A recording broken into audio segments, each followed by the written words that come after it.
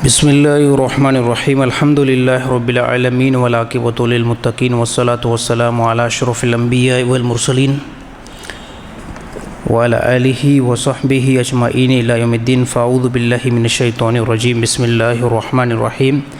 व क़ाला अल्लाहु तआला व नुनज़्ज़िलु मिनल क़ुरआनि मा हुवा शिफ़ाउन व रहमतुल लिल मुमिनीन व ला यज़ीदु ज़ालिमीन इल्ला ख़सारा। सदक़ल्लाहुल अज़ीम व सदक़हुन नबियुल करीम व अला आलिहि व सहबिहि अजमाइन इला यौमिद्दीन। फ़अऊज़ु बिल्लाहि मिनश शैतानिर रजीम। बिस्मिल्लाहिर्रहमानिर्रहीम। अल्लाहुम्मा सल्लि अला मुहम्मद व अला आलि मुहम्मद कमा सल्लैता अला इब्राहीम व अला आलि इब्राहीम इन्नका हमीदुम मजीद। अल्लाहुम्मा बारिक अला मुहम्मद व अला आलि मुहम्मद कमा बारकता अला इब्राहीम व अला आलि इब्राहीम इन्नका हमीदुम मजीद। मैं मोहतरम मोज़िन दोस्तों, अल्लाह ताला जा एहसान थिया जी अल्लाह ताला तव्हां असांखे पंहिंजे घर में अचण जी तौफ़ीक़ अता फ़रमाई आहे। ऐं उहो अल्लाह ताला पूरी काइनात मथां ग़ालिब आहे, पूरी काइनात मथां शहनशाह आहे। उन अल्लाह ताला मुख़्तसिर वक़्त जे लाइ तव्हां असांखे दुनिया जी तरफ़ मोकिलियो आहे ऐं उन अल्लाह ताला ईमान जी दौलत सां तव्हां असांखे नवाज़ियो आहे। ईमान हिकु वॾी शइ आहे, ईमान का नंढी शइ न आहे। कंहिं बंदे जो इहो यकीन आहे त हिन पूरी काइनात में रब जेको अकेलो आहे ऐं उहो अल्लाह मुंहिंजो रब आहे ऐं तमामु जेके बि अंबिया आया आहिनि उहे हक़ आहिनि। ऐं आख़िरी में अल्लाह ताला जनाब मुहम्मद मुस्तफ़ा सल्लल्लाहु अलैहि वसल्लम खे नबी बनाए करे मोकिलियो आहे ऐं उन खां बाद में रिसालत ऐं नबूवत ख़तमु आहे ऐं जनाब मुहम्मद मुस्तफ़ा सल्लल्लाहु अलैहि वसल्लम खां बाद में क़यामत अची सघे थी, ॿियो को नबी नथो अची सघे। इहो ईमान आहे ऐं ईमान जो वॾे में वॾो दर्जो आहे। बाक़ी दुनिया जे अंदरि काफ़ी ज़हन, काफ़ी मुख़्तलिफ़ अक़ीदो, काफ़ी मुख़्तलिफ़ मज़हब रखंदड़ इंसान नज़र अचनि था, जेके चवनि था हिन काइनात जे अंदरि को हिकिड़ो रब न आहे बल्कि तमामु वॾा रब आहिनि। के चवनि था 3 ख़ुदा आहिनि, के चवनि था 10 ख़ुदा आहिनि, के चवनि था 100 जी तादाद में ख़ुदा ऐं गॉड मौजूदु आहिनि। उन्हनि जो इहो नज़रियो, उन्हनि जो इहो अक़ीदो बिल्कुलु इस्लाम ऐं अहिड़ी तरह इस्लाम जी मालूमात खां हटी करे आहे। ऐं उन्हनि जे बारे में अल्लाह ताला क़यामत जे ॾींहुं तमामु वॾी मुसीबत ऐं हलाकत खे बयानु कयो आहे त जंहिं माण्हुनि जो इहो अक़ीदो रहियो त रब जेको अकेलो न आहे, अल्लाह अकेलो न आहे बल्कि अल्लाह शिरकत रखे थो, त इहो अक़ीदो जेको आहे अक़ीदो ऐं नज़रियो बिल्कुलु ग़लति आहे। ऐं इहो अक़ीदो क़ुर हदीस खां हटी करे आहे ऐं इन ते अल्लाह ताला तमामु वॾो वबाल बयानु कयो आहे ऐं अल्लाह ताला तमामु वॾी पकड़ बयानु कई आहे। असां शुक्र कयूं त अल्लाह ताला असांखे मुस्लमान पैदा कयो ऐं मुस्लमान जे घर में अल्लाह ताला असांखे पैदा कयो। मुख़्तसिर ज़िंदगी आहे, उन ज़िंदगी जी कंहिं क़िस्म जी कोई बि ख़बर नाहे पवंदी। हक़ीक़ी ज़िंदगी आख़िरत वारी आहे। उन ज़िंदगी खे बनाइण जे लाइ अल्लाह ताला तव्हां असांखे हिन दुनिया जी तरफ़ मोकिलियो आहे। पोइ हाणे इंसानु जेतिरा बहितर अमाल कंदो, नेक अमाल कंदो, उन नेक अमाल जे मुताबिक़ अल्लाह ताला क़यामत जे ॾींहुं जेको वॾे में वॾो ॾींहुं असांजे ॾाढो अचिणो आहे, उहो अल्लाह ताला ॾींहुं असांजो आसान बनाए छॾींदो। ऐं उहो ॾींहुं जेको आहे यकीनी अचिणो आहे। उन ॾींहुं जी ख़बर जेकी आहे कंहिं हिकिड़े नबी न ॾिनी आहे, कंहिं हिकिड़े रसूल न ॾिनी आहे, बल्कि तमामु पैगम्बरनि इहा ख़बर ॾिनी आहे त अल्लाह ताला हिकिड़ो ॾींहुं तव्हां इंसाननि जो मुक़ररु करे छॾियो आहे।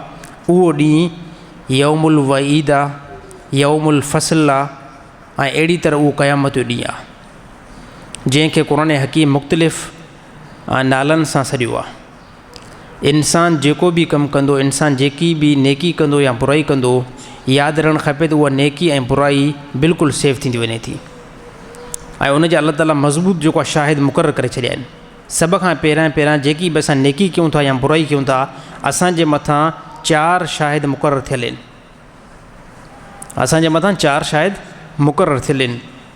पहिरियों जेको शाहिद आहे, जेकी बि असां नेकी कयूं था या बुराई कयूं था, पहिरें नंबर ते असांजी उन नेकी खे, असांजी बुराई खे असांजा जिस्म जा उज़वा जेको आहे उहे यादि रखनि था। त क़ुर हकीम में काफ़ी मक़ाम ते आयो त इंसानु जेकी बुराई कंदो आहे या इंसानु जेकी नेकी कंदो आहे, उन नेकी जी ख़बर यौम क़यामत जे ॾींहुं उनजा उज़वा जेको बयानु कंदा त अल्लाह ताला क़यामत ॾींहुं उज़वनि खे हुकुम ॾींदो त हाणे तव्हां ॻाल्हायो। काफ़ी रिवायतुनि जे अंदरि आयो त क़यामत ॾींहुं हिकु बंदे खां इहा ॻाल्हि पुछा कई वेंदी त फ़िलाणो जेको तूं इहे गुनाह कयो आहे न कयो आहे, त उहो बंदो कुझु टाइम जे लाइ उन गुनाह खां इनकार कंदो त इहो गुनाह मां नाहे कयो, ऐं उहो इंसानु हेॾो ॾे ॾिसंदो त को शायदि बीठो त न आहे, त फ़रिश्ता चवंदा त दुनिया में फ़िलाणे टाइम ते तूं इहे गुनाह कयो आहे, इंसानु इनकार कंदो त इहो गुनाह मां न कयो आहे बिल्कुलु बि, त पोइ फ़रिश्ता चवंदा असां शायदि बीहारियूं, इंसानु हेॾे होॾे ॾिसंदो चवंदो शायदि को त आहे ई न, चवंदो शायदि भले बीहारियो। इन खां बाद में अलाह ताला हिन जी ज़बान खे बंदि कंदो ऐं हिन जे जिस्म खे अलाह ताला हुकुम ॾींदो त हाणे तव्हां ॻाल्हाइणु शुरू कयो। पोइ इंसान जा पेर गवाही ॾींदा त हे मूंखे चोरी जी तरफ़ वठी वियो हुयो, इंसान जा हथ गवाही ॾींदा त हिन हथनि सां हिन ग़लति जेको आहे फ़ैसिलो लिखियो हुयो, ग़लति कमु कयो हुयो, अहिड़ी तरह इंसान जो अकुलु जेको आहे उहो शायदि ॾींदो त हिन अजीब व ग़रीब गुनाह जा कमु सोचिया हुया, अहिड़ी तरह इंसान जी दिलि बि जेको ॻाल्हाईंदी। त सभ खां पहिरियां यौम मशर में इंसान जे मथां जेको गवाही ॾींदो उहे इंसान जा जिस्म जा उज़वा आहिनि, जिस्म जा उज़वा जेको आहे गवाही ॾींदा। ॿिए नंबर ते अलाह ताला ज़बरदस्त मज़बूत जेको आहे फ़रिश्तनि खे मुक़ररु करे छॾियो आहे। ॿियो इंसान जे नेक कम खे ऐं अहिड़ी तरह बुराई खे जेके महफ़ूज़ कनि था ऐं गवाह आहिनि उहे फ़रिश्ता आहिनि। उहे फ़रिश्ता नबी सल्लल्लाहु अलैहि वसल्लम फरमायो 2 फ़रिश्ता इंसान जे मथां मुक़ररु आहिनि जेके इंसान जी बुराई खे ऐं नेकी खे लिखनि था। उहे 2 फ़रिश्ता अलाह ताला मुक़ररु करे छॾिया आहिनि। हाणे हे ॿियो जेको असांजे मथां शाहिद आहिनि। अहिड़ी तरह 3 नंबर ते नबी सल्लल्लाहु अलैहि वसल्लम बयानु कयो त आमालनामो हिकु अहिड़ी शइ आहे जंहिंजे अंदरि इंसान जो हर हिकु सेंकड़, इंसान जो उथणु, इंसान जो वेहणु, इंसान जो घुमणु ऐं अहिड़ी तरह इंसान जो फिरणु सभु कुझु उन आमालनामे जे अंदरि सेव थी वञे थो। ऐं 4 नंबर ते नबी सल्लल्लाहु अलैहि वसल्लम बयानु कयो त ज़मीन बि क़यामत जे ॾींहुं गवाही ॾींदी, जीअं क़ुरान हकीम में अलाह ताला काफ़ी मक़ाम ते बयानु कयो यौमइज़िन तुहद्दिसु अख़बारहा, त क़यामत जे ॾींहुं इंसान जे मथां ज़मीन जेको आहे गवाही ॾींदी त हिन इंसान मुंहिंजे मथां हे फ़िलाणा गुनाह कया आहिनि। त भया बार दोस्तो असां खां क़यामत जे ॾींहुं तमामु वॾो सुवालु कयो वेंदो। ईअं न आहे त को छुटी थी वई बसि दुनिया जे अंदरि जेको बि तव्हां कंदा वतो, घुमंदा वतो, फिरंदा वतो, लायानी कंदा वतो, गुनाह जा कमु कंदा वतो, पर क़यामत ॾींहुं सुवालु न कयो वेंदो, ईअं बिल्कुलु न आहे। क़यामत ॾींहुं सुवालु कयो वेंदो, जेके बि तव्हां कमु कयो था, नेक कमु कयो था या बुरा कमु कयो था, क़यामत जे ॾींहुं उनजी तव्हांखे ख़बर ॾिनी वेंदी। ऐं अलाह ताला ज़बरदस्त निज़ाम जेको आहे तव्हांजे मथां मुक़ररु करे छॾियो आहे। फ़रिश्तनि जो निज़ाम तव्हांजे मथां मुक़ररु आहे, जंहिं ज़मीन ते घुमो था इहा ज़मीन जेको आहे गवाही ॾींदी। अलाह ताला तव्हांजे जेके जिस्म जा उज़वा आहिनि उन्हनि खां अलाह ताला क़यामत ॾींहुं ख़बर वठंदो। त इंसान जे लाइ ज़रूरी आहे त इंसान जेको आहे नेक अमल करे। इंसान जेकॾहिं नेक अमल न कंदो त ज़िंदगी सां बसर थींदी। नमाज़ जेकॾहिं पढ़ंदो त बि जेको आहे वक़्तु गुज़री वेंदो, नमाज़ न पढ़ंदो त बि वक़्तु गुज़री वेंदो। बहरहाल वक़्तु जेको आहे हिकु इंतिहाई क़ीमती शइ आहे, उनखे जिते बि तव्हां वक़ुफ़ु कंदो, जिते बि तव्हां इस्तेमालु कंदो, उहो वक़्तु उते पियो हलंदो। इन ई वक़्त खे जेकॾहिं मज़दूरी जे अंदरि इस्तेमालु कंदो, इहो वक़्तु पियो गुज़रंदो। इन ई वक़्त खे जेकॾहिं मासीअत ऐं गुनाह जे कमनि जे अंदरि इस्तेमालु कंदो, इहो वक़्तु गुज़रंदो। इन ई वक़्त खे जेकॾहिं अगरि नेकी जे अंदरि इस्तेमालु कंदो, इहो वक़्तु गुज़रंदो। बहरहाल वक़्तु जेको आहे उनखे ब्रेक न आहे, उनखे स्टॉप न आहे। अलाह ताला हिकिड़ो वक़्तु ॾेई छॾियो आहे। ऐं यादि रखणु खपे अलाह ताला जेको वक़्तु मुक़ररु कयो आहे उनखां ज़्यादा तव्हां वक़्तु हासिलु नथा करे सघो। उनखां हिकिड़ो मिंट, हिकिड़ो सेकंड बि तव्हां वक़्तु ज़्यादा इस्तेमालु नथा करे सघो। अलाह ताला सभिनी इंसाननि जी ज़िंदगी खे मुक़ररु करे छॾियो आहे। पोइ जंहिं इंसान जी ज़िंदगी 50 साल आहे, हाणे हिन 50 साल खां हिकिड़ो सेकंड बि अॻिते नथो वधी सघे। कंहिं बंदे जी ज़िंदगी 70 साल आहे, हाणे हिन 70 साल खां 2 मिंट बि अॻिते नथो वधी सघे। हिकिड़ो टाइम जेको आहे मुक़ररु आहे, इन टाइम जी ख़बर तॾहिं पवंदी आहे जॾहिं इंसान जे मथां मौत वाक़िअ थींदो आहे। उनजो नंढे में नंढो मिसाल ईअं, नंढे में नंढो मिसाल ईअं, जंहिं टाइम इंसान जे मथां का बि नेमत हूंदी आहे, उन नेमत खे इस्तेमालु कंदो आहे, उन नेमत जो क़दुरु ख़बर नाहे पवंदी। हा, उन नेमत जी क़दुरु उन टाइम पवंदी आहे जंहिं टाइम उहा नेमत तव्हां खां ज़ाया थींदी आहे। नेमत जो क़दुरु बाद में थींदो आहे, पहिरियां थोरी थींदो आहे। हिकिड़ी अलाह ताला तव्हांखे नेमत सां नवाज़ियो, हाणे उन नेमत खां उहा नेमत जॾहिं तव्हां खां खसी वई, हाणे उन बंदे खे अहसासु थींदो आहे। नंढो मिसाल इहो, बंदो सिहतमंद आहे, इंसान सेहतमंद आहे, जवानी आहे, सेहतमंद आहे, कंहिं क़िस्म में कोई बि मर्ज़ न आहे। अचानक जेकॾहिं तव्हांजे मथां अहिड़ो को मर्ज़ अची वियो जो तव्हां पंहिंजे बिस्तरे खां नथा उथी सघो, हाणे इहो बंदो चवंदो त उहे मुंहिंजा ॾींहं तमामु बहितर हुया जंहिं टाइम मां सेहतमंद हुयुमि। हाणे इंतिहा एॾो अफ़सोस बि कंदो आहे, पोइ चवंदो आहे यार काश इन सेहतमंद ज़माने जे अंदरि मां निमाज़ पढ़ां हां, क़ुर पढ़ां हां, दीन जी ख़िदमत कयां हां, हाणे त मां बिस्तरे खां उथी बि नथो सघां। इन जो हिकु नंढो मिसाल। ॿियो मिसाल, जवानी हिकु तमामु वॾी क़ीमती शइ आहे। इहा जवानी जॾहिं हथनि खां निकिरी वेंदी आहे, पोड़प ते बंदो हलियो वेंदो आहे, हाणे पोड़प में जिस्म बि कमज़ोर थी वेंदो आहे, बंदो घणो घुमी बि न सघंदो आहे, घणो सफ़र बि न करे सघंदो आहे, त उन बंदे खे पोड़प में वॾो अहसासु ईंदो आहे काश मां पंहिंजी जवानी जे अंदरि नेक कमु कयां हां, नमाज़ पढ़ां हां। इन जी ख़बर बाद में पवंदी आहे, पहिरियों न पवंदी आहे। त सेम अल्लाह ताला दुनिया जे अंदरि जेको असांखे वक़्तु ॾिनो आहे, साईं हिन टाइम ख़बर न पई पवे। जंहिं टाइम मलकल मौत आयो, पोइ मलकल मौत खे चवंदो हाणे मूंखे चंद जेको आहे लम्हात मथे ॾेई छॾियो, त मलकल मौत चवंदो टाइम मुकमल। हाणे दुनिया जी केॾी वॾी क़ीमत, केॾे वॾे पैसे ते, केतिरे वॾे उहिदे ते तोखे हिकिड़ो मिंट बि नथो मिली सघे। जेको अल्लाह ताला तोखे टाइम ॾिनो उहो टाइम तुंहिंजो मुकमल थी चुको आहे, हाणे हिकिड़ो मिंट बि अॻिते न वधंदो। त इंसानु वॾी तमन्ना कंदो काश मूंखे दुनिया जी तरफ़ दुबारा मोटायो वञे। हाणे मां जन्नत जा मंज़र बि ॾिठा आहिनि, जहन्नम जा मां कुझु हालात बि ॾिठा आहिनि, ऐं यौम महशर में जेकी सख़्ती आहे मां उनखे बि ॾिसां पियो। हाणे काश मूंखे दुनिया जी तरफ़ दुबारा मोटायो वञे। माया बार दोस्तो कंहिं क़िस्म में कोई बि मोटाए न वेंदो। हिन टाइम अल्लाह ताला टाइम ॾिनो आहे, हिन टाइम ॾिनो आहे, ऐं अल्लाह ताला इन शयुनि खे गैब में रखे छॾियो। सवाल पैदा थिए थो, जॾहिं क़बर जो अज़ाब बि आहे, जॾहिं जहन्नम बि आहे, जन्नत बि आहे, इन खे ख़ुदा गैब में छो रखियो? गैब में अल्लाह ताला इन जे लाइ रखियो ताकी तव्हां खां ख़ुदा इम्तिहान पियो वठे।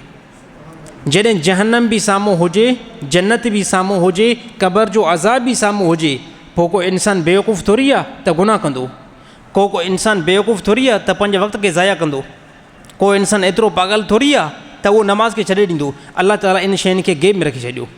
अल्लाह ताला पर्दे में हाइल करे छॾियो। पर्दे में हाइल करे अल्लाह ताला हिकिड़ी किताब मोकिले छॾी। उन किताब जे अंदरि अल्लाह ताला इहो ॿुधायो त क़यामत जो ॾींहुं बि आहे, जहन्नम बि आहे, जन्नत बि आहे, क़बर जो अज़ाब बि आहे, ऐं मुख़्तलिफ़ क़िस्म जा हे मरहला आहिनि। इन ते तव्हां नेकी करे वठो, गुनाह खां बची वठो। हे अल्लाह ताला ख़बर ॾेई छॾी। ऐं हर हिकु टाइम अल्लाह ताला इंसान जे पंहिंजो वक़्तु जेको आहे इंसान जे हवाले करे छॾियो। हाणे मसलन तौरु मुंहिंजी जेकी ज़िंदगी जा लम्हात आहिनि, 50 साल मुंहिंजी ज़िंदगी जा लम्हात आहिनि, मुंहिंजे कंट्रोल में आहिनि।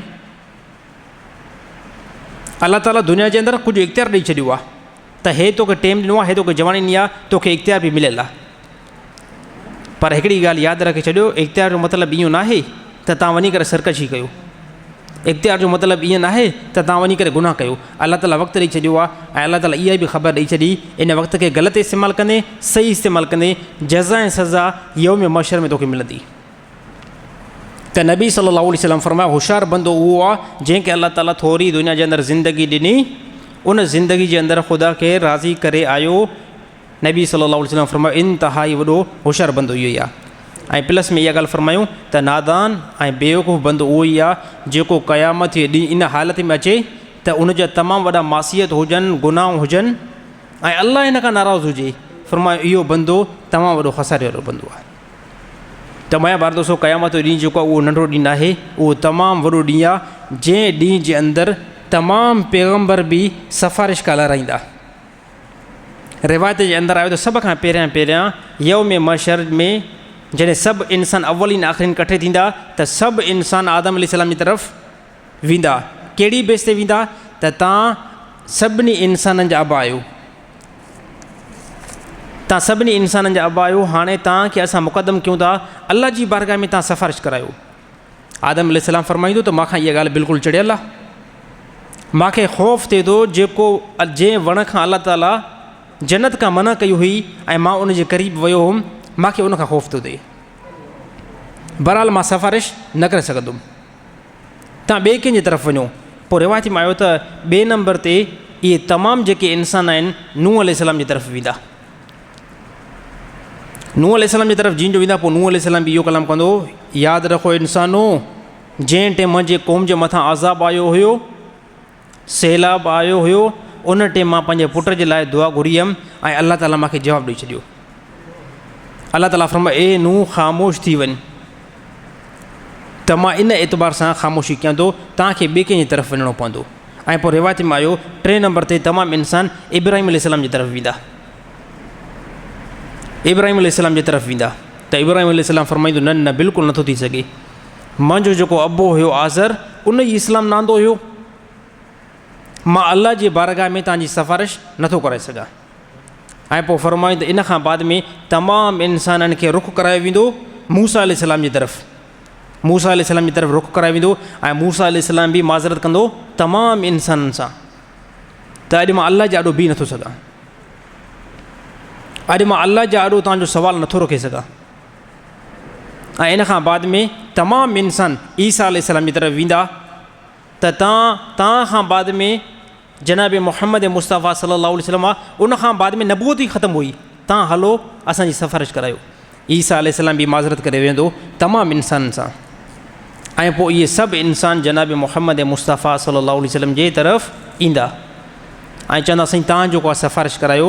रिवायत में आयो त नबी सल्लल्लाहु अलैहि वसल्लम जॾहिं तमामु इंसान आया, नबी सल्लल्लाहु अलैहि वसल्लम तमामु वॾो हिकु लंबो सजदो फरमाईंदा, इंतिहाई वॾो नबी सल्लल्लाहु अलैहि वसल्लम सजदो फरमाईंदा, ऐं उन सजदे खां बाद में अलाह जी तरफ़ां ऐलान थींदो, ए जनाब मुहम्मद मुस्तफ़ा सल्लल्लाहु अलैहि वसल्लम पंहिंजो सजदो जेको आहे मथे खणो ऐं ॿुधायो त छा थियणु खपे। पोइ नबी सल्लल्लाहु अलैहि वसल्लम इहो हुकुम ॾींदा, या अलाह हे तमामु इंसान परेशान आहिनि, इन इंसाननि जो हिसाबु किताबु शुरू थी वञे। अलाह जे नबी फरमाए, सभ खां पहिरियां मां पंहिंजी उम्मत मां जंहिं शख़्सियत जो आमाल नामो ख़ुदा जे ॾाढो पेश कंदुमि, उहो कंहिंजो कंदुमि, अबू बकर सिद्दीक़ रज़ी अल्लाह ताला अन्हु जो कंदुमि, सभ खां पहिरियां।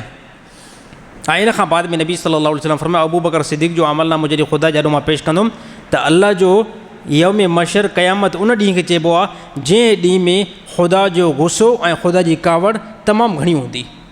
ऐं अबू बकर सिद्दीक़ जो जंहिंजो मां आमाल नामो पेश कंदुमि, त ख़ुदा इंतिहाई नरम थी पवंदो, अल्लाह जो गुस्सो थधो थींदो।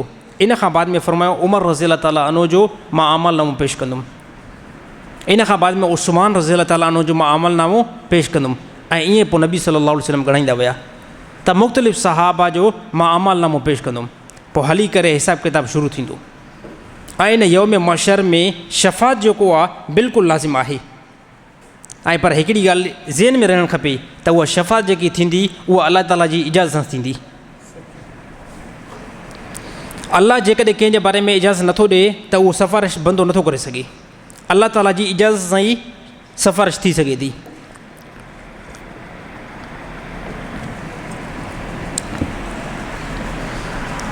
रिवायत में आयो आहे त अलाह ताला यौम मशर में पैगम्बरनि जी सिफ़ारिश बि क़बूलु कंदो, ऐं अहिड़ी तरह फ़रिश्तनि जी बि अलाह ताला सिफ़ारिश क़बूलु कंदो, अलाह ताला अहले इल्म जी बि सिफ़ारिश क़बूलु कंदो, ऐं अहिड़ी तरह अलाह ताला हाफ़िज़नि जी बि सिफ़ारिश क़बूलु फरमाईंदो। हिकिड़ी रिवायत में अजीब हिकिड़ी रिवायत आई आहे त यौम मशर में हिकिड़ो बंदो जहन्नम में हूंदो, हिकिड़ो बंदो जहन्नम में हूंदो, ऐं जहन्नम में तमामु वॾी चीख ऐं पुकार कंदो, ऐं उन चीख पुकार में या हन्नान या मन्नान जा अल्फाज़ इस्तेमालु कंदो, ऐं उहे अल्फाज़ जिब्रील अमीन ताईं ॿुधण में ईंदा। पोइ जिब्रील अमीन अलाह ताला जी बारगाह में अर्ज़ु कंदो, साईं हिन पखे खे थोरो हालात गर्मी वधी वई आहे। पोइ जिब्रील अमीन अलाह ताला जी बारगाह में अर्ज़ु कंदो, या अल्लाह इहो केरु बंदो आहे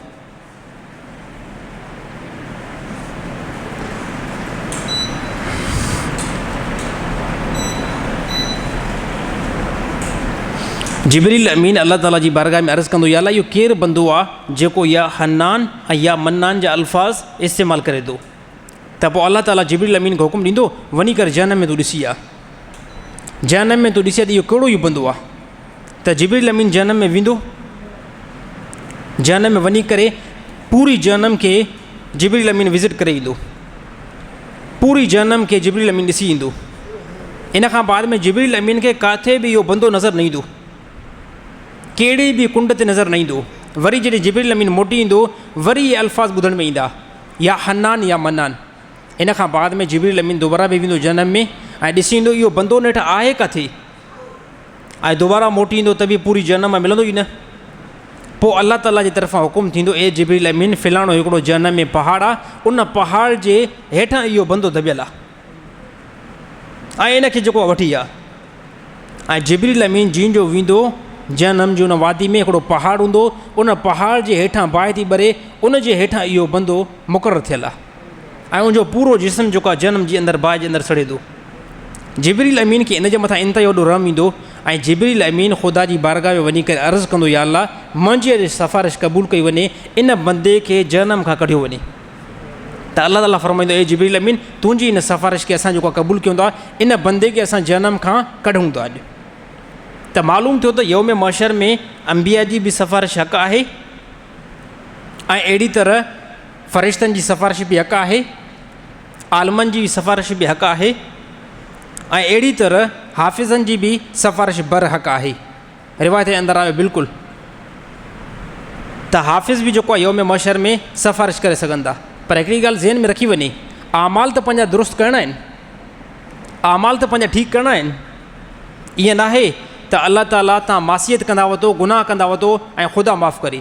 अल्लाह ताला क़ुरान हकीम हिकिड़े मक़ाम ते फ़रमायो, जेकॾहिं ख़ुदा चाहे त सभु गुनाह तव्हांजा माफ़ु करे सघे थो। अल्लाह ताला सभु गुनाह माफ़ु करे सघे थो। यादि रहणु खपे, अल्लाह ताला हिकिड़ो गुनाह त माफ़ु न कंदो। उहो गुनाह कहिड़ो आहे? उहो गुनाह शिरक जो गुनाह आहे। शिरक जे गुनाह खे ख़ुदा बिल्कुलु बि माफ़ु न कंदो। बाक़ी जेकॾहिं ख़ुदा चाहे त अल्लाह ताला ॿिया गुनाह माफ़ु करे सघे थो। पोइ तव्हां मासियत कई आहे, तव्हां ॿियो को गुनाह कयो आहे, सगीरा गुनाह कया आहिनि, अल्लाह ताला जेकॾहिं ख़ुदा खे रहम अची वञे अल्लाह ताला माफ़ु कंदो। शिरक हिकु अहिड़ो मर्ज़ु आहे जंहिंखे ख़ुदा माफ़ु न कंदो। ऐं शिरक चइबो छा की आहे? अल्लाह सां गॾु कंहिं मख़लूक खे अटैच करणु। औलाद अल्लाह ॾींदो आहे, पर अल्लाह सां गॾोगॾु ॿी का मख़लूक बि औलाद ॾींदी आहे। मुंहिंजो रिज़िक अल्लाह जे कंट्रोल में आहे, पर मुंहिंजो रिज़िक फ़िलाणे मुर्शिद जे कंट्रोल में बि आहे। मुंहिंजे मथां मौत अल्लाह मुक़ररु कंदो, पर फ़िलाणो बंदो बि मारे सघे थो। फ़िलाणे मूंखे नुक़सानु जेको अल्लाह ॾींदो, पर फ़िलाणो बंदो बि मूंखे नुक़सानु ॾेई सघे थो। यादि रहणु खपे, अल्लाह ताला जी सिफ़ात में, अल्लाह ताला जी ज़ात में मख़लूक खे अटैच करणु इहो शिरक आहे ऐं अल्लाह ताला इहो गुनाह बिल्कुलु बि माफ़ु न कंदो। ॿिया गुनाह अल्लाह ताला माफ़ु करे त करे सघे थो। त शिरक हिकु तमामु वॾो मर्ज़ु आहे। नबी सल्लल्लाहु अलैहि वसल्लम जे ज़माने जे अंदरि बि बंदा ईअं शिरक रखनि पिया। उन टाइम बि इहो मुख़्तलिफ़ क़िस्म जा अक़ीदा हुया त फ़िलाणो जेको आहे बुत जेको आहे बारिश वसाए सघे थो, फ़िलाणो बुत मूंखे औलाद ॾेई सघे थो, फ़िलाणो बुत मुंहिंजे मामलात खे दुरुस्त करे सघे थो ऐं फ़िलाणो बुत असांखे मौत ॾींदो, हयाती ॾींदो ऐं ज़िंदगी ॾींदो। नबी सल्लल्लाहु अलैहि वसल्लम हिकिड़ो ऐलान कयो त यादि रहणु खपे त पूरी काइनात जो कंट्रोल कंहिंजे हथ में आहे? अल्लाह रब्बुल इज़्ज़त जे हथ में आहे। अल्लाह जेकॾहिं चाहे त तव्हांखे मौत ॾींदो। जेकॾहिं पूरी दुनिया मिली करे इन ॻाल्हि ते मुतफ़िक़ थिए ऐं मिले त फ़िलाणे इंसान खे असां मौत ॾियूं, अल्लाह चाहे त इनखे मौत नाहे अचिणो, यादि रहणु खपे उहो बंदो नथो मरी सघे। मिसाल हिकिड़ो, फ़िरौन जे ज़माने में सभु इंसान ऐं फ़िरौन इहो क़ानून पास करायो त जेको ॿारु हिते पैदा थिए त उनखे क़तलु करिणो आहे ऐं मारणो आहे। पर अल्लाह जे तरफ़ां मूसा अलैहिस्सलाम जी ज़िंदगी लिखियलु आहे, सभु ॿार क़तलु थींदा विया, सिर्फ़ु मूसा अलैहिस्सलाम ई बची वियो। मालूम थियो जेकॾहिं अल्लाह ताला हिफ़ाज़त ते अचे ऐं पूरी दुनिया बरख़िलाफ़ थी वञे त पूरी दुनिया कुझु नथी करे सघे। ऐं जेकॾहिं ख़ुदा मौत ॾियण ते अचे, पूरी दुनिया बचाइण ते अचे, यादि रहणु खपे कुझु बि नथी करे सघे। फ़िरौन सां तमामु वॾो माल हुयो, तमामु वॾी मिल्कियत हुई ऐं फ़िरौन सां जेके हिकु टाइम माण्हू गॾु हुया 16 लख माण्हू इकठे हुया। ऐं जेकॾहिं इन मुक़ाबले में ॾिठो वञे त मूसा अलैहिस्सलाम सां सिर्फ़ु चंद माण्हू। मूसा अलैहिस्सलाम फ़िरौन जे हिकु जेको आहे ग़ुलाम खे जॾहिं चंबो हुयो न, उहो बंदो किब्ती नालो हुयो, उहो मरी वियो, जेको फ़िरौन जी मानी पचाईंदो हुयो। मूसा अलैहिस्सलाम कंहिं मामले ते उन जॾहिं हिकिड़े बंदे जो माल खाधो न, त उहो बंदो मूसा अलैहिस्सलाम जी तरफ़ शिकायत खणी आयो। इन टाइम मूसा अलैहिस्सलाम खे नबूअत मिली आहे, नई नबूअत मिली आहे, नवां आकाम ॿुधाए पियो त मूसा अलैहिस्सलाम जी तरफ़ उहो बंदो शिकायत खणी आयो त फ़िरौन जो हिकिड़ो बंदो आहे जेको मुंहिंजे माल जे मथां कब्ज़ो करे थो ऐं मुंहिंजा पैसा खाए थो ऐं पैसा वापसि विलास में नथो करे। त मूसा अलैहिस्सलाम फरमायो उहो किथे आहे? फ़िलाणी जॻह ते हुन ॿुधायो त हिन जॻह ते वेठो आहे। मूसा अलैहिस्सलाम उते विया। जीअं जो मूसा अलैहिस्सलाम उते विया, उन बंदे खे चवंदो फ़िलाणे बंदे जी तूं रक़म कहिड़ी बेस ते खाधी आहे, उनजो तव्हांजो छा वञे, मां ईअं पराई मिल्कियत खाईंदो आहियां ऐं मूंखे कोई बि रोकींदो न आहे, मां फ़िरौन जो माण्हू आहियां। ऐं जॾहिं अल्लाह जे नबी जे आॾो का नाफ़रमानी थींदी आहे, का सरकशी थींदी आहे, यादि रहणु खपे त पैगम्बर उनखे सिधो करण जी कोशिशि कंदो आहे। त मूसा अलैहिस्सलाम फरमा जेकी रक़म हिन जी तूं फ़िलाणे जी खई आहे, इहा रक़म हिनखे महल सां वापसि कर, हुनजो इहा रक़म वापसि कंदुमि ई न। त पोइ सिर्फ़ु मूसा अलैहिस्सलाम हिकिड़ी उनखे थप्पड़ लॻाई ऐं पैगम्बर जे हथ जे अंदरि एतिरो असरु हूंदो आहे जो हिकिड़ी थप खां बाद में उहो बंदो मरी वियो। ऐं इन टाइम मूसा अलैहिस्सलाम सां को बंदा आहिनि ई न। मूसा अलैहिस्सलाम खे इहो इल्मु थियो त हाणे इहो बंदो फ़िरौन जो हुयो, फ़िरौन सां 16 लख जो मजमो कठे आहे ऐं मां सां सिर्फ़ु अल्लाह अकेलो आहे। मूसा अलैहिस्सलाम इहा बस्ती कुझु टाइम जे लाइ छॾे करे अॻिते हलियो वियो ऐं फ़िरौन खे इहो इल्मु थियो त असांजो माण्हू मूसा अलैहिस्सलाम क़तलु कयो आहे। पूरे शहर जे अंदरि जेको आहे चकर लॻाई त मूसा अलैहिस्सलाम खे ॻोल्हे ॾियो। मूसा अलैहिस्सलाम इन वादी खां तक़रीबन 10 साल निकिरी वियो, तक़रीबन 10 साल मूसा अलैहिस्सलाम उन वादी खां निकिरी वियो। हाणे ॾिसो फ़िरौन वटि 16 लख जो मजमू आहे, मूसा अलैहिस्सलाम वटि सिर्फ़ु पाण अकेला आहिनि, सिर्फ़ु अल्लाह कठे आहे। 10 साल हितां निकिरी विया, मदियन जे तरफ़ हलिया विया, उते निकाह कयूं। निकाह खां बाद में जीअं जो मोटी आया, अल्लाह ताला हुकुम ॾिनो त हाणे 10 साल कंप्लीट थी विया आहिनि, हाणे मूसा अलैहिस्सलाम खे हिते रहण जो, मूसा अलैहिस्सलाम हाणे तव्हांखे हिते रहण जी ज़रूरत न आहे, हाणे बसि अॻिते वञी करे असांजे पैगाम खे पहुचायो। मूसा अलैहिस्सलाम उतां निकिता मदियन खां। जीअं जो मूसा अलैहिस्सलाम मदियन खां निकिता त रस्ते ते क़ुरान हकीम बयानु कयो त मूसा अलैहिस्सलाम जी घरवारी हामिला हुई, सर्दी जी मौसम हुई। राति जे कंहिं पहर में मूसा अलैहिस्सलाम हिकु वादी ते पहुतो, पहाड़ ते पहुतो, उते घरवारी खे इहे अल्फाज़ इस्तेमालु कयईं त कुझु टाइम हिते तव्हां टिको, साम्हूं मूंखे बाहि नज़र थी अचे, उतां मां बाहि खणी अचां, जंहिं बाहि जे ज़रिए सां कुझु गरमाश हासिलु थींदी ऐं उहा गरमाश असांखे फ़ाइदो ॾींदी। हे क़ुरान हकीम जे अंदरि वाक़ियो आयो त मूसा अलैहिस्सलाम परे खां जेकी बाहि ॾिठी, दर हक़ीक़त उहा बाहि त न हुई। मूसा अलैहिस्सलाम जीअं जो उनजे क़रीब थियनि त उहा रोशनी वण ते चढ़ंदी वञे पई ऐं हली करे पूरो वण जेको आहे रोशन थी वियो। मूसा अलैहिस्सलाम ॾिठो त इहा बिल्कुलु बाहि त न आहे। पोइ अल्लाह ताला जे तरफ़ां ऐलान थियो, ए मूसा, इहो तुंहिंजे ख़ुदा जो नूर आहे ऐं तुंहिंजे ख़ुदा जी तजल्ली आहे ऐं मां तुंहिंजो रब तोसां कलाम थो कयां ऐं मां तोखे चूंडियो आहे। हाणे तूं मुंहिंजो पैगाम वञी करे फ़िरौन ताईं पहुचाए। हाणे इन वाक़े खे जेकॾहिं असां ॾिसूं था, मूसा अलैहिस्सलाम जी घरवारी पोइते हुई, घरवारी जीअं जो पोइते हुई न, घरवारी खे छा चयो त मां साम्हूं बाहि थो खणी अचां। हाणे इते ई अल्लाह ताला नबूअत अता कई आहे, नबूअत जा अहकाम जारी थिया आहिनि। हाणे इतां ई मूसा अलैहिस्सलाम अल्लाह ताला जे अहकाम खे खणी करे पोइते न आहिनि मोटिया। हाणे अल्लाह ई ॼाणे थो मूसा अलैहिस्सलाम जी घरवारी पोइ काॾे वई, छा उते ई उनजो मौत वाक़ई थी वियो। बहरहाल क़ुरान जी हिस्ट्री जे अंदरि ऐं अहिड़ी तरह अहादीस जे हिस्ट्री जे अंदरि मालूम इहो न थियो त मूसा अलैहिस्सलाम जी घरवारी नेठि काॾे वई। बाद में नेठि जेकी हामिला हुई त उनजो पुटु काॾे वियो। हाणे इन मां इहो मालूम थिए थो जॾहिं अल्लाह ताला जो अहकाम अची चुको आहे त नबी इहो सम्झो त घरवारी खां वधीक, औलाद खां वधीक मुंहिंजे मथां जेको हक़ आहे उहो अल्लाह रब्बुल इज़्ज़त जो आहे। ऐं इन खां बाद में क़ुरान बि किथे बयानु न कयो, क़ुरान बि इन ॻाल्हि खे किथे बयानु न कयो त नेठि मूसा अलैहिस्सलाम जी घरवारी बाद में काॾे वई, या मूसा अलैहिस्सलाम जो जेको घरवारी जे पेट में जेको हमल हुयो, ॿारु हुयो, उहो नेठि काॾे वियो। इहो मालूम थिए थो बसि अल्लाह जो हुकुम जंहिं टाइम अची चुको आहे त पोइ मूसा अलैहिस्सलाम अल्लाह ताला जे हुकुम खे खणी करे अॻिते विया ऐं सिधो विया फ़िरौन खे ॿुधायूं तूं सरकश थी चुको आहे, अल्लाह ताला जी नाफ़रमानी करे थो, अल्लाह ताला जी नाफ़रमानी न कर। ऐं जेकॾहिं ख़ुदा जी तूं फर्मा बरदारी कंदे, अल्लाह ताला जीअं तोखे मालदार बनायो आहे, अल्लाह ताला जीअं तोखे उहिदो ॾिनो आहे ऐं जीअं इंसान तुंहिंजे पोयां आहिनि, इहे सभु ईअं ई हूंदा। सिर्फ़ु हिकिड़ी ॻाल्हि खां बची वञ, सिर्फ़ु हिकिड़ी ॻाल्हि खां मुड़ी वञ, उहा ॻाल्हि इहा ई आहे, चओ त हिन पूरी काइनात जे अंदरि अल्लाह अकेलो आहे, अल्लाह सां गॾु कोई बि शरीक न आहे। त फ़िरौन सोचे करे इहा ॻाल्हि कई त चए बिल्कुलु ईअं न थी सघंदो, आना रब्बुकुमुल आला, यादि रहणु खपे तव्हां सभिनी खां वॾे में वॾो रब जेको आहे उहो मां ई आहियां। ऐं उलमा फरमा त इहा जेकी दावा आहे, फ़िरौन जेकी दावा कई, इहा एतिरी त ख़तरनाक दावा आहे जो हिन पूरी सरज़मीन ते कंहिं बि इंसान इहा दावा न कई आहे। शद्दाद बि ॻाल्हि कई हुई त मां ख़ुदा आहियां, कुझु टाइम जे लाइ दावा कई, शद्दाद बि दावा कई त मां ख़ुदा आहियां, पर उन इहो ॿुधायो त मां ख़ुदा आहियां, नंढो ख़ुदा आहियां। उन चयो त मां खां वधीक बि ख़ुदा आहे इन काइनात जे अंदरि। ऐं अहिड़ी तरह तमामु पैगम्बरनि जे ज़माने में ॿियनि इंसाननि बि दावा कई त असां ख़ुदा आहियूं, पर असां नंढी लेवल ते ख़ुदा आहियूं, असांखां वॾो बि ख़ुदा आहे। फ़िरौन हिकिड़ी ॻाल्हि हदि करे छॾी। फ़िरौन चयो त न न न न, हिन पूरी काइनात जे अंदरि जेकॾहिं को वॾे में वॾो रब आहे, वॾे में वॾो को ताक़त रखंदड़ आहे, चए मां ई आहियां, ॿियो कोई बि न आहे। अलाह ताला कुझु टाइम मोहलत ॾिनी। उन मोहलत खां बाद में जेकॾहिं फ़िरौन बास न आयो, अलाह ताला मुख़्तलिफ़ अज़ाब ॾिना। जून वारो अज़ाब आयो, रत वारो अज़ाब आयो, क़हत साली वारो अज़ाब आयो, मुख़्तलिफ़ अलाह ताला अज़ाब मोकिलिया।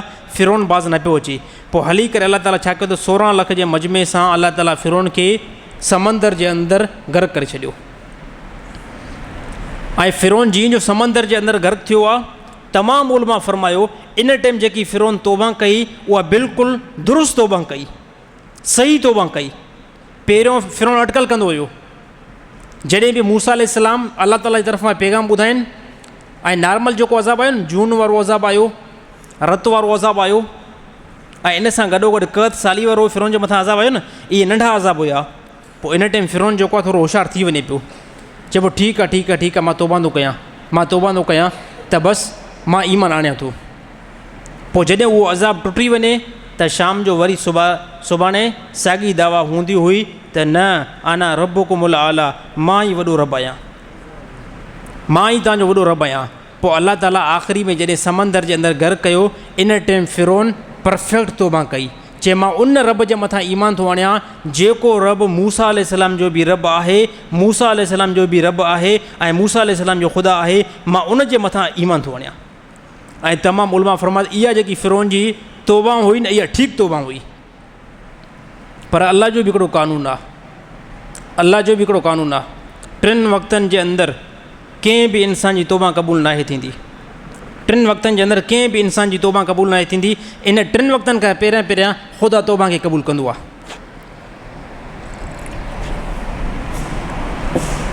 उहे 3 वक़्त कहिड़ा आहिनि? सभ खां पहिरियां जेकॾहिं इंसान जे जिस्म ते ख़ुदा जो अज़ाब अची वियो, इन टाइम तौबा क़बूल नाहे थींदी। इंसान जी बॉडी ते ख़ुदा जो अज़ाब अची वियो, इन टाइम तौबा क़बूल नाहे थींदी। ॿिए टाइम मलकल मौत खे जंहिं टाइम तव्हां ॾिठो, इन टाइम तौबा क़बूल नाहे थींदी। 3 नंबर ते जंहिं टाइम मशरिक़ खां सिज निकिरंदे तव्हां ॾिठो, अच्छा मग़रिब खां जंहिं टाइम तव्हां सिज निकिरंदे ॾिठो, इन टाइम बि कंहिं इंसान जी तौबा क़बूल नाहे थींदी। ऐं हिकिड़ी रिवायत में नबी सल्लल्लाहु अलैहि वसल्लम हीअं बि फ़रमायो त ज़मीन खां हिकिड़ो जानवर निकिरंदो, जंहिंजो कलर बि बिल्कुलु ज़मीन वांगुरु हूंदो, ऐं उहो निकिरी करे इंसान सां जंहिं टाइम ॻाल्हाईंदो, फ़रमायो इहो क़यामत जो ॾींहुं हूंदो, इन टाइम बि कंहिं इंसान जी तौबा क़बूल न थींदी। इन वक़्तनि खां पहिरियां जेकॾहिं को इंसान तौबा करे थो, उनजी तौबा क़बूल कई वेंदी। त फ़िरौन कहिड़े टाइम तौबा पियो करे? साईं समंदर में जीअं जो किरियो, हाणे समंदर जो पाणी अज़ाब हुयो, समंदर जो पाणी अज़ाब हुयो, हाणे इन टाइम तौबा करे पियो। अलाह ताला फ़रमायो इहा तौबा क़बूल नाहे, इहा तौबा बिल्कुलु बि क़बूल नाहे। त मुंहिंजा भार दोस्तो, अलाह ताला मौक़ो ॾिनो आहे, अलाह ताला मौक़ो ॾिनो आहे। हिन मौक़े जे अंदरि जेकॾहिं असां तौबा इस्तग़फ़ार कंदासीं, अलाह ताला असांजी तौबा खे क़बूल कंदो। ऐं जेकॾहिं अगरि तौबा न कंदासीं, दुनिया पई हले पई। तमामु इंसान हिन दुनिया जे अंदरि आया आहिनि, तमामु इंसान हिन दुनिया खां विया आहिनि, पर यादि रहणु खपे जंहिं हालत में इंसान खे मौत ईंदो, उन हालत में यौम महशर में असां उथी करे बीहंदासीं। त अलाह ताला हिते को फज़ूल जेको नाहे मोकिलियो। मतिलबु तव्हां पंहिंजे वक़्त खे फज़ूल सम्झो, न न न न, इन हिकिड़े मिंट जो, इन हिकिड़े सेकंड जो क़यामत ॾींहुं तव्हांखां हिसाबु वरितो वेंदो, क़यामत ॾींहुं तव्हांखां पुछा कई वेंदी। त इंसान हिन दुनिया जे अंदरि फज़ूल नाहे आयो, इंसान जो हिते अचणु वॾो क़ीमती आहे, ऐं इंसानु कॾहिं ख़तमु न थींदो। मथां इहा भुल हुजे त मौत मथां वाक़िअ थी वियो, इंसान असां बसि ख़तमु थी वेंदासीं, दोबारा असां उथंदासीं बि न। और निंड जो झटको अची वियो छा? त मुंहिंजा भार दोस्तो, त मौत जेको आहे वाक़िअ थींदो, इन खां बाद में जेकी असुली ज़िंदगी हक़ीक़त वारी आहे, उहा शुरू थियणु, उहा आॾो शुरू थी वेंदी, उहा ज़िंदगी आॾो जेको आहे खुली वेंदी। उन ज़िंदगी लाइ तयारी कयो ऐं असुली जेकी ज़िंदगी आहे उहा ई ज़िंदगी आहे। दुनिया वारी जेकी ज़िंदगी आहे उहा इंतिहाई नंढी ज़िंदगी आहे। दुनिया जी ज़िंदगी जे अंदरि मुख़्तलिफ़ टेंशन आहिनि। ॾिसो हिते बीमारी जो टेंशन, हिते कर्ज़ जो टेंशन, हिते दुश्मनी जो टेंशन, हिते का बिल्डिंग तामीरात करायो 50 साल खां बाद में वरी डैमेज थी वञे उहो टेंशन, औलाद आहे, औलाद जे मथां अगरि को दुश्मन हमिलो करे उनजो टेंशन, घरवारी आहे केतिरो टाइम इहा असां सां हले थी या केतिरे टाइम खां बाद में तलाक वठंदी, इहो टेंशन, मुख़्तलिफ़ टेंशन दुनिया जी ज़िंदगी में आहिनि पिया। आख़िरत वारी जेकी ख़ुदा ज़िंदगी बनाई आहे उन ज़िंदगी जे अंदरि कंहिं क़िस्म जो कोई बि टेंशन न आहे। उते को तव्हांजे माल जे मथां हमिलो न कंदो, को तव्हां सां उते लड़ाई न कंदो, तव्हांजी जॻह जे मथां कंहिं क़िस्म जो कोई कब्ज़ो न थींदो ऐं उहा जेकी ज़िंदगी आहे उहा पाकीज़ा ज़िंदगी आहे। उन ज़िंदगी खे बणाइण जे लाइ अलाह ताला एॾो सारो क़ुर नाज़िल कयो आहे। 1,24,000 पैगम्बरनि खे अलाह ताला दुनिया जी तरफ़ मोकिलियो आहे। त कोशिशि कंदासीं साईं आख़िरत वारी ज़िंदगी बनाईंदासीं। अलाह ताला अमल करण जी तौफ़ीक़ अता फ़रमाए। पाणी थधो गिलास भला भरे था अचनि।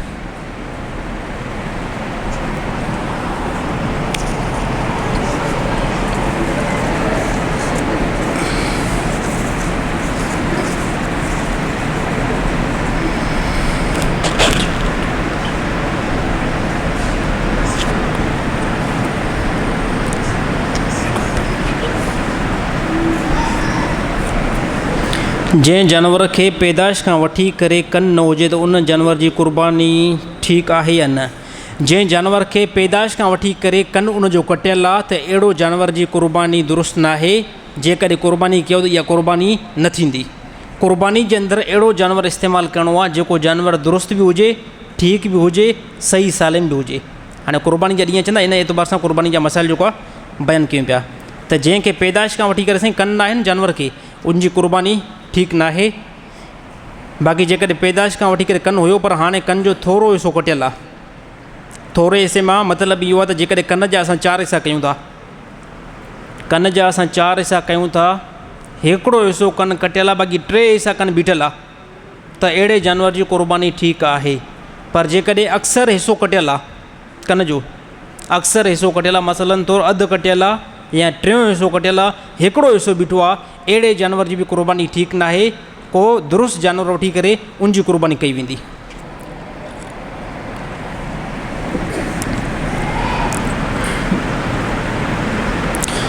अगरि क़ुर्बानी जो जानवर इंतिहाई कमज़ोर हुजे त उनजी क़ुर्बानी ठीकु आहे या न आहे। नाजाइज़ अहिड़े जानवर जी क़ुर्बानी जेको इंतिहाई कमज़ोर आहे। कुझु जानवरनि जी कंडीशन हूंदी आहे, कुझु जानवरनि जी कंडीशन हूंदी आहे त अल्लाह ताला असांजे हालत ते बि मुस्लमाननि जी हालत ते बि रहम करे त हिन टाइम हाणे असां जानवरनि हेठि कहिड़ो ख़रीद कंदा आहियूं। सभिनी मुस्लमाननि जी ॻाल्हि नथी हले। चंद अहिड़ा मुस्लमान वेंदा मार्केट में पिड़ी में अहिड़ो जानवर ख़रीद कंदा जेको जानवर सिर्फ़ु पंहिंजे हॾनि ते बीठो आहे। छाजे करे इहो ख़रीद छो कंदा? सवाल ईंदो न हिकिड़ो त नेठि अहिड़ो ख़रीद छो कंदो? इहो ख़रीद इन बेस ते कंदो इहो टके दड़ी मिलंदो, इहो टके दड़ी मिलंदो न। जेको जानवर पंहिंजे सिर्फ़ु हॾनि ऐं खल ते बीठो आहे, यादि रहणु खपे अहिड़े जानवर जी क़ुर्बानी जाइज़ न आहे। यार अल्लाह जे नाले ते ॾियणो आहे। जीअं ख़ुदा एतिरी सारी मिल्कियत ॾिनी आहे त ख़ुदा जे नाले ते का भली शइ न।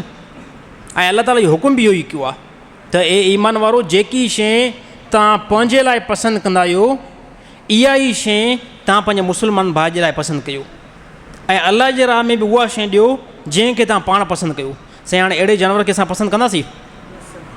मां जेकॾहिं अगरि को मालदार आहियां, मूंखे माल सां इंतिहाई ज़्यादा मोहबत आहे, अहिड़ो जानवर छा मां ख़रीद करे पंहिंजे घर में बीहारींदुमि जेको सिर्फ़ु पंहिंजे हॾनि ते बीठो आहे, उनजी खल ऐं उनजा हॾ जेको हज़ार रुपया थियनि? त यादि रहणु खपे त अहिड़े जानवर जी क़ुर्बानी खां एहतियात कयो वञे। अल्लाह ताला तमामु मुस्लमान खे सही सही जानवर जी क़ुर्बानी करण जी तौफ़ीक़ अता फ़रमाए। साईं जेकॾहिं कंहिं जानवर खे ख़रीद कयो ऐं ख़रीद करण खां बाद में उहो जानवर मरी वियो त उन लाइ छा हुकुम आहे? कंहिं बंदे जानवर क़ुर्बानी जो ख़रीद कयो आहे, ख़रीद करण खां बाद में उहो जानवर मरी वियो। हाणे जेकॾहिं पैसा आहिनि, हाणे जेकॾहिं ॿिया पैसा आहिनि या एतिरो पैसो आहे जो तूं साहिब निसाब आहे, पोइ ॿियो जानवर वठी करे तूं क़ुर्बानी में ज़िबह कंदे। साईं ॻाल्हि थोरी सम्झ में आई? हिकिड़े बंदे जानवर जेको ख़रीद करे आयो, ख़रीद कयो, जानवर त मरी वियो, पर ॾिसो त पोइ बि मां वटि पोइ हिते ठाहूका पैसा पिया आहिनि, यानी एतिरा पैसा आहिनि जो मुंहिंजे मथां क़ुर्बानी लाज़िम थींदी। त इहो बंदो वञी करे पीढ़ी खां ॿियो जानवर ख़रीद करे ऐं हिन क़ुर्बानी जे ॾींहंनि जे अंदरि उन जानवर खे ज़िबह करे। ॻाल्हि सम्झ नथी अचे साईं? भला थोरो घणो मुस्कुराए बि सही, थोरो खिलो बि सही।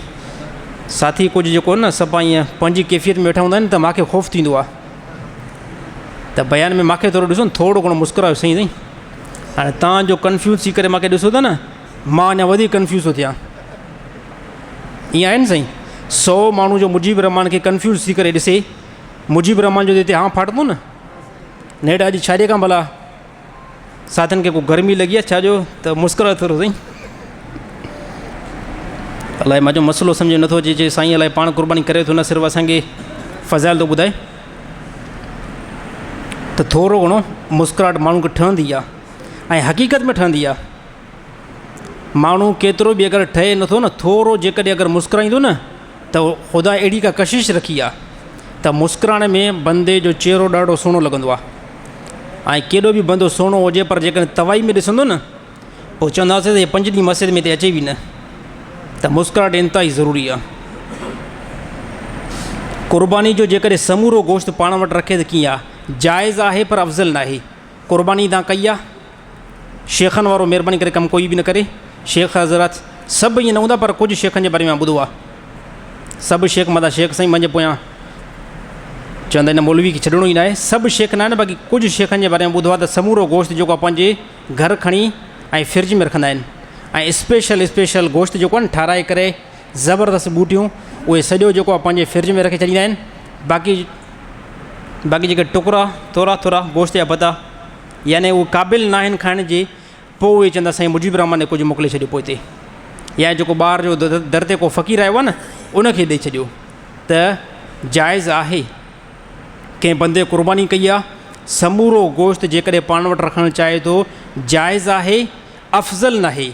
अफ़ज़ल इहो तरीक़ो आहे त इन गोश्त जा 3 हिसा कया वञनि, हिकिड़ो हिसो पाण वटि रखो, हिकिड़ो हिसो जेको आहे रिश्तेदारनि जे अंदरि तक़सीम कयो, हिकिड़ो हिसो ग़रीबनि जे अंदरि तक़सीम कयो। त हे गोश्त खे तक़सीम करण जो मुस्तहब ऐं अफ़ज़ल तरीक़ो आहे। त साईं तव्हां सभु ईअं ई कजो हा, महिरबानी करे।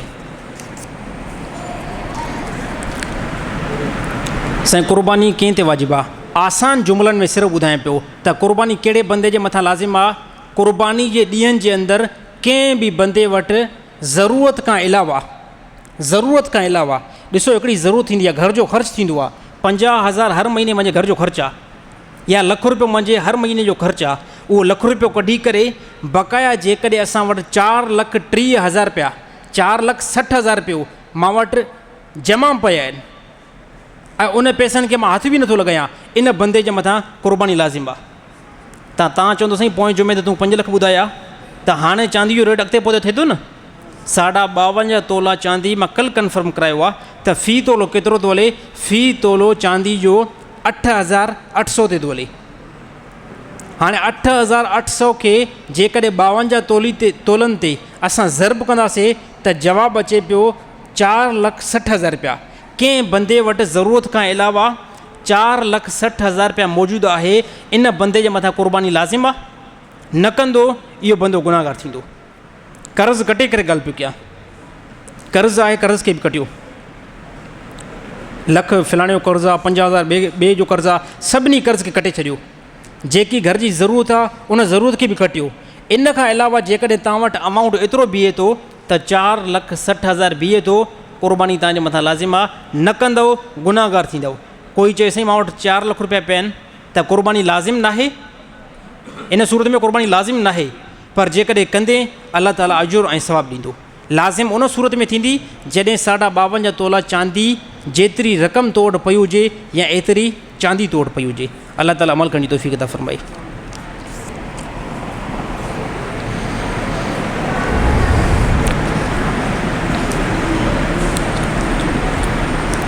ईद नमाज़ खां पहिरियां क़ुर्बानी करणु कीअं आहे? जेकॾहिं कंहिं बंदे ईद नमाज़ खां पहिरियां क़ुर्बानी कई त उनजी क़ुर्बानी अदा कई वेंदी या न? अहिड़ी जॻह ते ईद नमाज़ खां पहिरियां क़ुर्बानी करणु दुरुस्त आहे जंहिं जॻह ते ईद नमाज़ नथी पढ़ी वञे। अहिड़ो को ॻोठु आहे जिते ईद नमाज़ थींदी न आहे,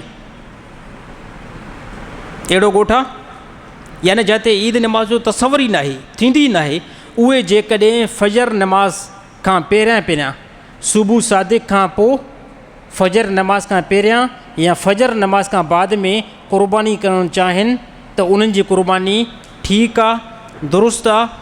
बाक़ी जेके बि शहर में रहनि था उन्हनि जे लाइ उन टाइम ताईं जाइज़ न आहे जेसि ताईं शहर में कंहिं बि हिकिड़ी जॻह ते ईद नमाज़ नथी हुजे। लॻे थो सम्झ में न आई ॻाल्हि? शहर वारनि जे लाइ ज़रूरी आहे त इन टाइम क़ुर्बानी कनि त शहर में कंहिं न कंहिं जॻह ते ईद नमाज़ थी वई हुजे। पर जेकॾहिं पूरे शहर में किथे बि ईद नमाज़ नथी आहे ऐं तव्हां पहिरियों ई जेको आहे जानवर खे क़ुर्बान करे छॾियो त इहा क़ुर्बानी न आहे। इहो ईअं सम्झो तव्हां पंहिंजे लाइ गोश्त खे ज़िब कयो आहे, तव्हां पंहिंजे लाइ जानवर खे ज़िब कयो आहे। असुली जेकी क़ुर्बानी आहे शहर जे अंदरि कंहिं बि हिकिड़ी जॻह ते ईद नमाज़ थी वञे। सही ॻाल्हि सम्झ में अची वई? अगरि ना अचे त बाद में पुछा करे सघो था। अगरि कोई शख़्स ईद नमाज़ अदा न करे ऐं फौरी तौरु जानवर खे क़ुर्बान करे त छा क़ुर्बानी थी वेंदी? अच्छा, कंहिं बंदे ईद नमाज़ नाहे पढ़ी पर ईद नमाज़ थी वई आहे। मसलन तौरु मस्तोई माला में असांजे हिन इलाइक़े में ईद नमाज़ थी वई, बंदे ईद नमाज़ न पढ़ी फौरी तौरु जानवर खे क़ुर्बान करे थो, जाइज़ त आहे पर हे बि त वबाल आहे न त तूं ईद नमाज़ छा करे न पढ़ी आहे। त ॻाल्हि सम्झ आई? मुस्लमान जे मथां लाज़िम आहे त उहो ईद नमाज़ पढ़ी करे पोइ क़ुर्बानी करे, पर कंहिंखां लेट थी वई, गफ़लत थी वई, ईद नमाज़ में न पहुची सघियो, हाणे जेकॾहिं इहो क़ुर्बानी करे त क़ुर्बानी जाइज़ आहे, क़ुर्बानी थी वेंदी।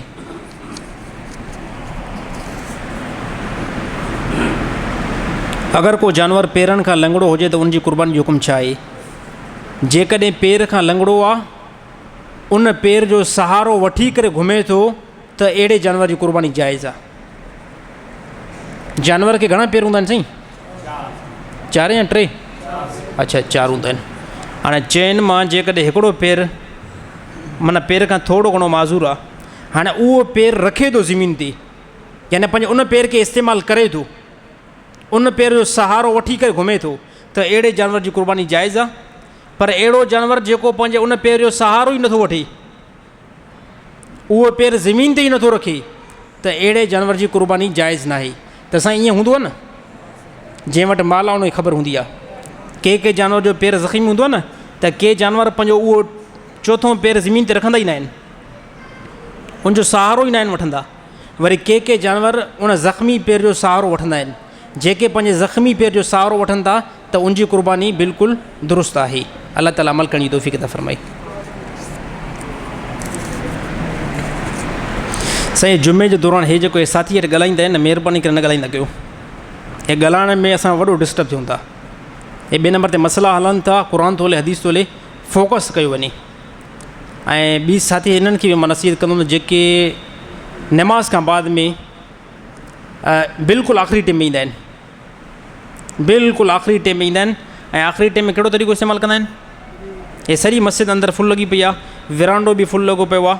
हाणे आख़िरी में या लास्ट में वज़ू था कनि उते, हाणे उतां वज़ू करे साईं मुजीबर रहमान जे बिल्कुलु क़रीब अची करे वेंदा। त हाणे केतिरनि खे तव्हां लताड़े आहियो, केतिरनि खे लताड़े आहियो? त हे तरीक़ो दुरुस्त न आहे, हे ग़लति आहे। नमाज़ ते अचो था, जंहिं जॻह ते तव्हांखे सहूलियत थिए थी, जॻह मिले थी, बिस्मिल्लाह रहमान रहीम करे उते वेही रहो बसि। बाक़ी हे जेको असां लताड़ींदा ईंदा आहियूं, ॾिसो हे जुर्म त आहे न यार। हिकिड़ो बंदो आयो आहे 1 बजे मुजीबर रहमान जे क़रीब बीठो आहे, ऐं ॿियो बंदो आयो आहे 2 बजे। हाणे केतिरनि माण्हुनि खे तव्हां लताड़ींदा ईंदो? त हे तरीक़ो ठीकु न आहे। ॿिए नंबर ते ख़ुतबे में असां वॾी ग़लती था कयूं, जेकी न करणु खपे, इंतिहाई वॾी ग़लती। उहा कीअं? ख़ुतबो स्टार्ट थी वियो आहे, को साथी मथे बीठो आहे, को साथी हेॾे थो ॾिसे, को कंहिंसां गपशप थो करे, को मोबाइल थो ऑन करे। हालांकि इहो ख़ुतबो जेको पढ़ियो वेंदो न अरबी में, इहो ईअं सम्झो नमाज़ आहे। हे ॻाल्हि सम्झो आई? असां ॾिसो ज़ोर नमाज़ जे अंदरि घणियूं रकातूं पढ़ंदा आहियूं, ऐं जुमे में घणियूं? 2 छो घटि थी वियूं? 2 इन बेस ते घटि थी वियूं त असां जेको ख़ुतबो पढ़ियो आहे न, इहा क़ाइम मक़ाम 2 रकात नमाज़ आहे। ऐं नमाज़ जे दौरान तव्हां इहा हरकत कयो त ठीकु न आहे। ख़ुतबो हले, ख़ामोश थी वियो बिल्कुलु। कोई साथी हथु हाणे ॻाल्हाइण जी कोशिशि करे, जवाबु नाहे ॾियणो। जेसि ताईं ख़ुतबो कंप्लीट न थी। जेकॾहिं कोई हथ हणण जी ज़रूरत करे न, कोशिशि करे न, ॻाल्हाइणु चए न, त ख़ामोश वेठा हुजो। जवाबु बिल्कुलु नाहे ॾियणो। हे मोबाइल, हे उथणु, हे वेहणु, हे बिल्कुलु ग़लति अमल आहे। यार कुझु त असां 5 मिंट नमाज़ में अचूं था, 5 मिंट असां पंहिंजी नमाज़ त बहितर बनायूं। अलाह ताला अमल करण जी तौफ़ीक़ अता फ़रमाए।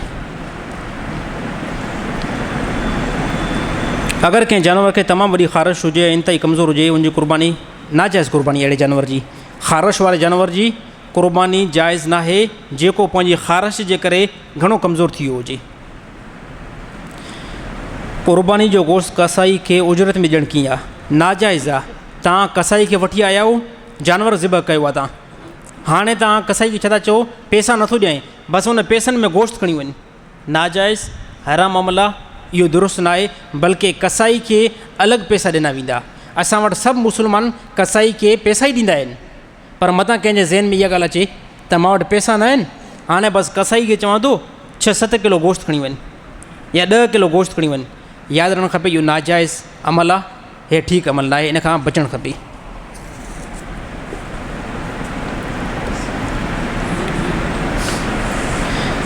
अगरि कंहिं शख़्स क़ुर्बानी जो जानवर ख़रीद कयो मगर 3 ॾींहंनि ताईं उनखे क़ुर्बान न करे सघियो त उनजे लाइ छा हुकुम आहे? जेकॾहिं जानवर बीठो आहे 10 तारीख़, 11 तारीख़, लास्ट में 12 तारीख़, 3 ॾींहं क़ुर्बानी जा आहिनि ऐं तव्हां जानवर ख़रीद कयो, इन 3 ॾींहंनि जे अंदरि तव्हां जानवर खे क़ुर्बान न करे सघियो, त हाणे छा करिणो आहे? हाणे इन 3 ॾींहंनि खां बाद में जेकॾहिं जानवर वरितो आहे त उनखे सदको करे छॾियो, उनखे ज़िबह करे ग़रीबनि जे अंदरि तक़सीम करे छॾियो। पर जेकॾहिं अगरि तव्हां जानवर वरितो न हुयो, तव्हां पैसा कंहिंखे ॾिना हुया ऐं उहे पैसा तव्हांखे वापसि मिलिया आहिनि, पोइ उहे 30,000 मिलिया आहिनि, 35,000, हाणे इहे 30-35,000 तव्हां ख़ैरात करे छॾींदव। कहिड़ी सूरत में? जंहिं टाइम तव्हां क़ुर्बानी जो इरादो कयो, जानवर बि वठी करे तव्हां बीहारियो, पर 3 ॾींहंनि ताईं कंहिं मसरूफ़ियत जे करे मुमकिन आहे इहो कमु थी सघे थो, कंहिं मजबूरी जे करे, कंहिं मुशक़त जे करे तव्हां क़ुर्बानी न करे सघियो, त बसि इहो ई तरीक़ो आहे, या उन जानवर खे ईद खां बाद में ख़ैरात करे छॾींदो, या उहा रक़म आहे उन रक़म खे तव्हां सदको करे छॾींदो। अलाह ताला अमल करण जी तौफ़ीक़ अता फ़रमाए।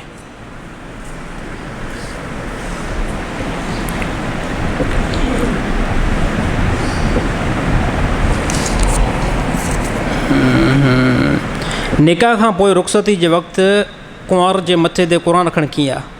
इन खां बहितर तरीक़ो इहो आहे तव्हां पंहिंजी न्याणी खे क़ुर सेखारियो ऐं क़ुर जा अहकाम उनखे ॿुधायो। इन खां बहितर तव्हां उनखे रुख़सती जे टाइम जेको आहे मथे ते क़ुर रखो। इन रखण खां बहितर तरीक़ो इहो आहे तव्हां उनखे क़ुर नंढापे में पढ़ायो ऐं क़ुर जा अहकाम उनखे सेखारियो।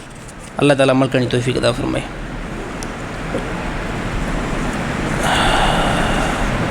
हिकु वाक़ियो बयानु कयो वेंदो आहे त नबी सल्लल्लाहु अलैहि वसल्लम हिकु दफ़े खजूर खाई रहिया हुया ऐं खोखड़ियूं हज़रत अली साईं जे क़रीब रखे रहिया हुया ऐं बाद में हज़रत अली साईं खे नबी सल्लल्लाहु अलैहि वसल्लम फ़रमायो त तूं एतिरियूं खजूर खाई वई, ऐं हज़रत अली साईं फ़रमायो त या रसूल अल्लाह मां त खजूर खाई वियुमि, तव्हां खजूर सां गॾु खोखड़ियूं बि खाई वियो, छा इहो वाक़ियो दुरुस्त आहे या न आहे?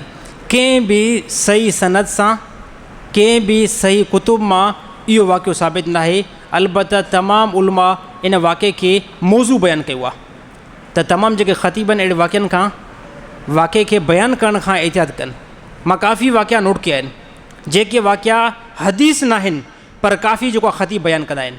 हाणे हे बि जेको वाक़ियो आहे इहो वाक़ियो किथे बि साबित न आहे त नबी सल्लल्लाहु अलैहि वसल्लम खजूर खाई रहिया हुया ऐं खजूर जूं खोखड़ियूं हज़रत अली साईं जे क़रीब रखे रहिया हुया ऐं पोइ आख़िरी में नबी सल्लल्लाहु अलैहि वसल्लम मज़ई अंदाज़ में इहो फ़रमायो त ए अली तूं एतिरियूं खजूर खाई वई, ऐं हज़रत अली साईं इहो जवाबु ॾिनो साईं मां त खजूर खाई वियो आहियां, तव्हां खजूर सां गॾु खोखड़ियूं बि खाई विया हो। हालांकि कंहिं हद ताईं इहा तोहीन आहे, इहा तोहीन आहे त अहिड़े वाक़िअनि खां जेको वाक़िआ सही सनद सां साबित न आहिनि, तमामु ख़तीब हज़रात अहिड़े वाक़े खां एहतियात करण जी कोशिशि कनि।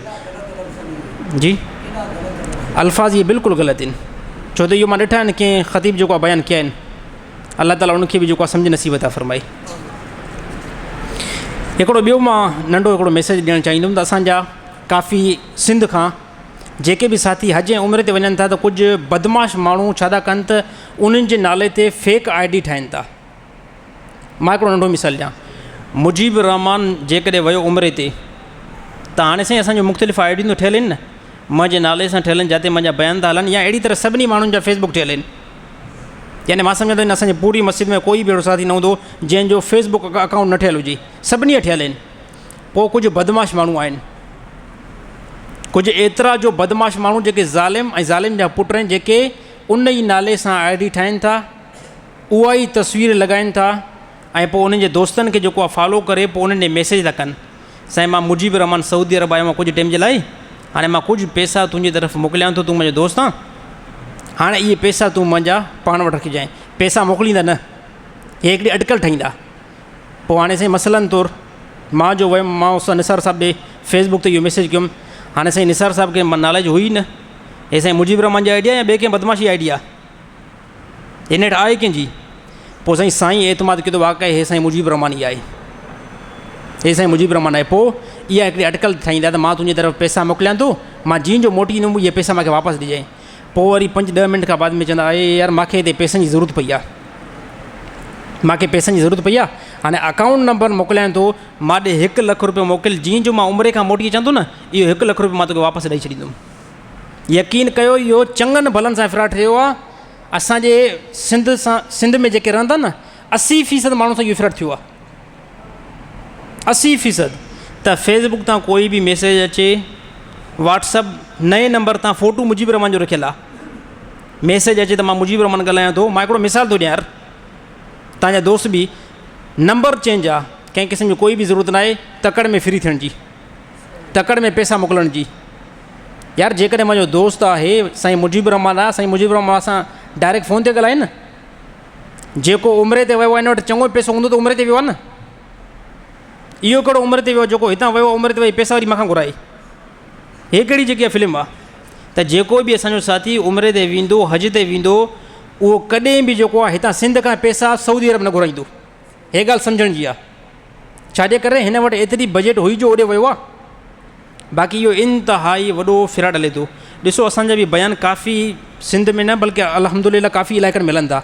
मां बि हिकिड़ी पंहिंजी वज़ाहत ॾियणु चाहियां थो त मुंहिंजे नाले सां, पोइ चाहे उहो फेसबुक हुजे, टिकटॉक हुजे, यूट्यूब हुजे, कंहिं बि मुंहिंजे नाले सां ID ठहियलु आहे, कोई बि साथी पैसा घुरण जी कोशिशि करे त मुजीब रहमान जो सां वास्तो ई न आहे।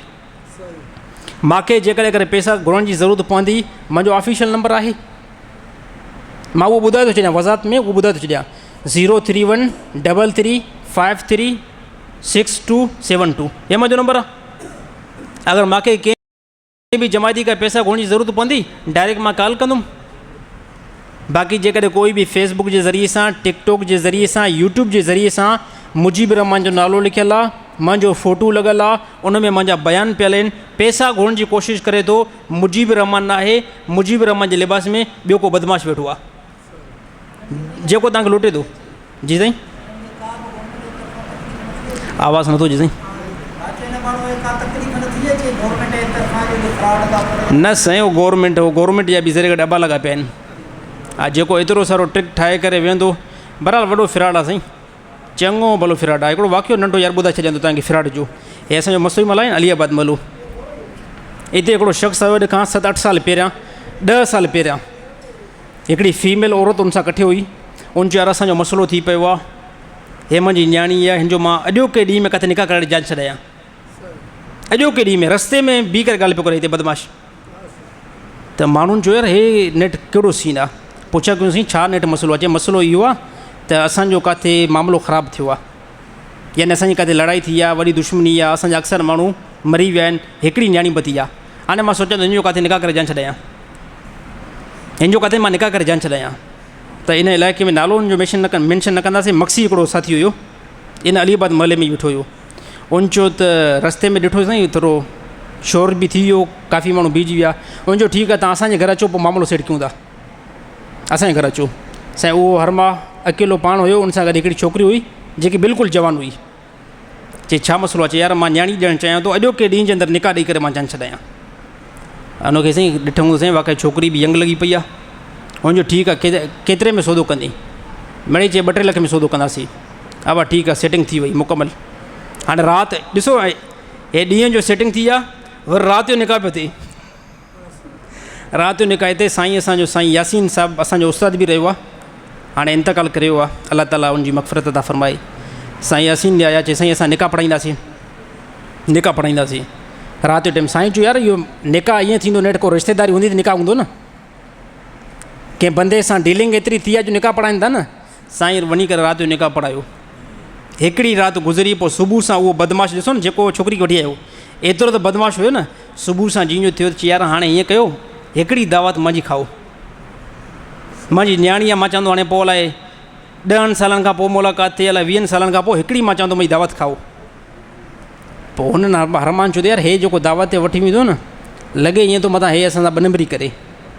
चई यार हलो हे फ़लाणी जॻह ते मुंहिंजो घरु आहे, तव्हां मां सां हलो। हुनजो अकेलो मां न हलंदुमि, मां को पंहिंजो साथी खणंदुमि। यार चए फ़लाणी जॻह ते त असांजो घरु आहे, फ़लाणी जॻह ते आहे, असां मुंहिंजो जेकॾहिं अहिड़ो बनबरी जो को मौक़ो हुजे हा त मां राति तो वटि रहां हा, तुंहिंजी मां पंहिंजी न्याणी जो निकाह तोखे ॾियां, ईअं थोरी कयां, भला निकाह बि थी वियो आहे। इन जो ठीकु आहे भाउ हलूं था। मोटर साइकिल ते साईं त चढ़िया आहिनि अलीबाद मलिका, मस्तोई माला में हिते पहुता आहिनि। पोइ मस्तोई माला में उहो बदमाश हिनखे छा थो चए, कुझु जेको आहे हितां साम्हूं हे पकोड़नि वारी दुकानु आहे, पकोड़ा बि वञी वठी अचु ऐं सिगरेट जो हिकिड़ो मुंहिंजे लाइ पैकेट बि वठी अचु, मां हिते तुंहिंजी घरवारी सां हिते वेठो आहियां। हे साईं त पकोड़ा जीअं जो मस्तोई माला में लथो, पकोड़ा वरितई, इन पकोड़नि खां बाद में सिगरेट वरितई। पोइ हिते ॾिसे थो न रन आहे न रेली आहे,